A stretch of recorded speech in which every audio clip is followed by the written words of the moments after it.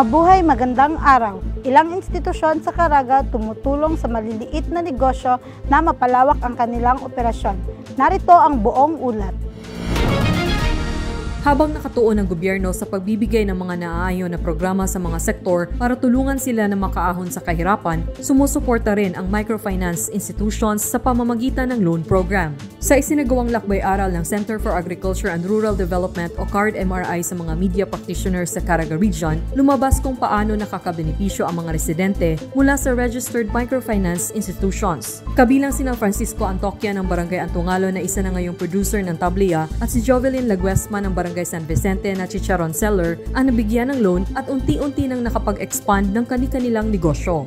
Ang wala mo, ang negosyo, kahit kining, kakao, may mga vegetable. Binigyang diin ni Aristeo De Quito, Managing Editor ng CARD-MRI, ang kahalagahan ng whole-of-nation approach sa pagtugon sa problema sa kahirapan ng bansa. Mas nagiging madalian niya ito kung tulong-tulong ang iba't ibang sektor. Marami rin ang lumahok at nakinabang sa mga serbisyong hatid ng Kaunlaran Caravan tulad ng libreng dental and medical check-up, feeding program, financial literacy forum, livelihood training at marami pang iba. Jennifer Peña Gaetano ng Philippine Information Agency Caraga para sa Bagong Pilipinas. Samantala, narito na ang mga nangungunang balita sa Caraga Region ngayong linggo, hatid sa inyo ng Caraga in Focus News. Kamakailan lang ay nagtipon ang mga residente mula sa 5 barangay sa lungsod ng Butuan sa Barangay Bunbun para sa ika-10 na Leg Butuan on Wheels event na inorganisa ng lokal na pamahalaan. Ang kaganapang ito ay nag-alok ng iba't ibang serbisyo, kabilang ang medical consultation, check-ups, libreng gamot, serbisyo sa mata at ngipin, at iba pa. Si Butuan City Mayor Ronnie Vicente Lagnada mismo ang nangmasid sa mga kasalukuyang proyektong pangkaunlaran na nakalatag sa Barangay Development Plan kung saan may nakalaang tamang alokasyon o budget na sinusuportahan ng tanggapan ni Congressional Representative Jose Aquino II.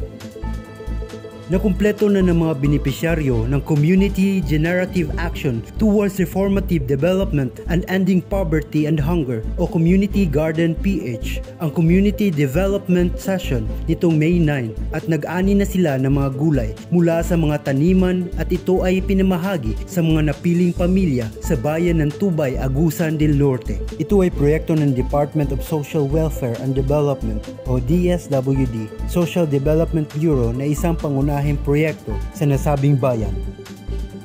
Namahagi si Agusan del Sur Governor Santiago Cani Jr. ng mga tseke para sa mga proyekto ng 7 barangay nitong Mayo 14 sa kanyang tanggapan sa Patinay Prosperidad, Agusan del Sur.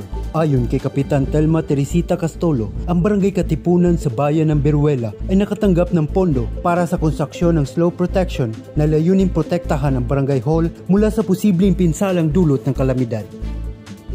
Ang Port Management Office o PMO ng Surigao ay sumailalim sa isang mahalagang pag-upgrade sa kanilang Automatic Identification System o AIS sa pamamagitan ng isang kasunduan sa pakikipagtulungan sa marine traffic. Ang lumang AIS transceiver sa terrestrial station ng Daungan ay pinalitan ng isang modernong Comar SLR450NI AIS receiver na pumalit sa Furono FA30 AIS na ginagamit mula noong 2012. Ang upgrade na ito ay hindi lamang nagpapahusay sa infrastruktura ng Daungan ng Surigao, kundi nagtatatag din ng 2 bagong terrestrial station ng AIS sa mga daungan ng San Jose sa Dinagat Islands at Dapa sa Siargao Island na nagdadala ng kabuuang bilang ng PMO Surigao Managed AIS Station na konektado sa pandaigdigang network ng marine traffic sa 3.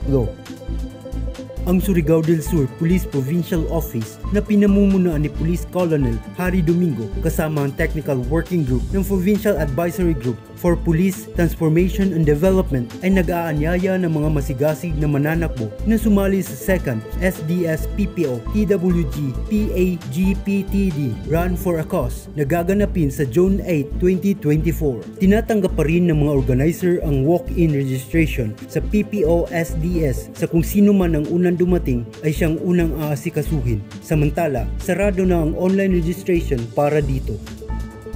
Ang Barangay Health Karinderya na ginanap nitong May 13 sa Barangay 40 ay may layuning tulungan ang mga benepisyaryong may kulang sa timbang na maabot ang isang malusog na timbang batay sa kanilang taas o edad. Ang programang ito sa loob ng 120 araw na pagpapakain na pinupondohan ng Department of Health ay nakatutok sa 26 na mga individual na may kulang sa timbang sa nasabing barangay at naaayon sa ganap na implementasyon ng Universal Healthcare sa 2026. At yan ang mga kaganapan sa Caraga Region ngayong linggo. Abangan ang mga pangunahing balita sa susunod na Sabado dito pa rin sa Caraga in Focus News. Hatid sa inyo ng Philippine Information Agency. Ito si Angel Serra at para sa iba pang mga balita, huwag kalimutang i-like at follow ang aming Facebook, X, TikTok at YouTube.